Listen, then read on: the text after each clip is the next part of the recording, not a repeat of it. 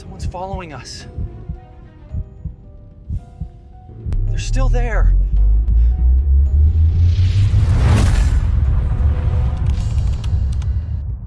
I'll never forget the night it all started. It was late, maybe close to 10 p.m. My uncle had called and asked me to pick up my wife, our baby daughter, and my mother. They had gone to visit him earlier that day. Honestly, I was tired from work, but of course I said yes. Family comes first. I got in the car, started driving, and that's when everything changed. About halfway to my uncle's house, the road turned into one of those long, empty stretches. Just fields on both sides. No chaps, no people, just silence. That's when I noticed a pair of headlights in my rearview mirror. At first, I didn't think much of it. A car behind me? Normal. But after a few minutes, something felt wrong. No matter what I did, slowed down, sped up, changed lanes, that car stayed locked behind me, the same distance, the same speed. My stomach twisted. I told myself I was imagining things, but the feeling of being watched wouldn't go away. When I finally reached my uncle's house, the car didn't follow me in. Kept going down the road. I breathed out, trying to shake it off. Just coincidence, I muttered to myself. I went inside, hugged everyone, and got my family into the car. My wife strapped the baby in her seat, and we started our drive back. That's when it appeared again. Oh man, he's following again. The same headlights, the same car. First, I tried to stay calm. Don't overthink it, I told myself. But then my wife noticed. She leaned closer and whispered, "That car behind us? Hasn't it been following for a while?" My grip tightened on the wheel. "Don't worry," I said. "Probably just going the same way." But even I didn't believe my words. The car kept tailing us. If I sped up, they sped up. If I slowed down, they slowed down. That's when the fear hit. Not for myself, but for the 3 lives sitting in the car with me. I pressed harder on the accelerator. My wife's voice trembled. "What are you doing?" "That car," I muttered. "It's not leaving." I glanced in the rearview mirror. The baby started crying, her small voice filling the tense silence. My wife held her close, rocking her, trying to soothe her, but I could see her hands trembling. My mother in the back seat began whispering prayers under her breath. The sound of her quiet voice, layered over the baby's cries, made the fear even worse. The empty road stretched endlessly. It felt like we were trapped in some nightmare loop, being hunted. Finally, I saw the lights of our neighborhood ahead. I drove faster, cutting through side streets, and swerved into our driveway. The car behind us slowed for just a moment, then drove past. We rushed inside, locked every door, pulled the curtains shut.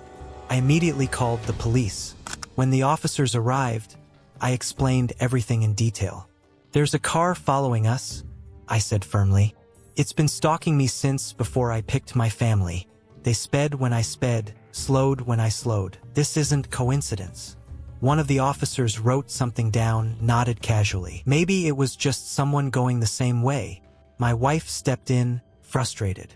"No, they were chasing us." We were terrified. The officer sighed. "We'll send a patrol around tonight, but don't worry too much. These things happen." Those words, "don't worry too much," burned into me. How could I not worry?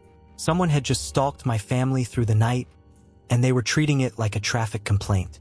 But what could I do? I nodded and they left. I wanted to believe them. I wanted to think it was all a mistake. For the next 2 days, I kept telling myself that. But deep down, I knew. I was proven right. 2 nights later, I had to drop a colleague home after work. It was late, past midnight, and the streets were empty. As I turned onto the main road back home, I felt it again. Headlights, same car. My heart sank. My palms began to sweat against the steering wheel. This time, there was no family with me. But when I glanced back, I wished there was, because what I saw nearly froze me in place. Under the glow of the streetlights, I saw the driver. He leaned slightly to the side, and in his hand, a gun. I almost lost control of the car. My breathing went shallow. "No, no, no," I muttered, pressing harder on the accelerator. The car behind me sped up instantly. The chase had begun. The engine roared as I pushed the car to its limit. My hands shook on the wheel. Every corner, every bump felt like it could end everything. The other car stayed right on me, not backing off, not trying to overtake, just chasing. My mind raced. What do they want? Why me? Are they going to shoot? I swerved left, then right, trying to lose them. Nothing worked. The headlights burned in my mirrors, brighter, closer. I could almost imagine the gun pointed at the back of my head. My chest felt like it was going to explode. I prayed under my breath, begging for some way out, and then I saw it, up ahead, glowing like salvation in the dark, a police station. I swerved hard into the parking lot, tires screeching, and stopped right in front of the entrance. The other car slowed at the corner, hovered for a few seconds, and then vanished into the night. I jumped out, ran inside, and shouted for the officers. They rushed to me as I tried to explain everything through my shaking breath. This time, they took me seriously. They opened a case, took my statement, and promised to investigate. But the truth? They never found the car. They never found the man. That night changed me. I realized how fragile safety really is. One moment, you're just driving home. The next, your life and your family's life is in someone else's hands. I couldn't let that happen again. The very next week, I applied for a licensed weapon. When it was approved, I made a rule. Whenever I drive with my family, that weapon is with me.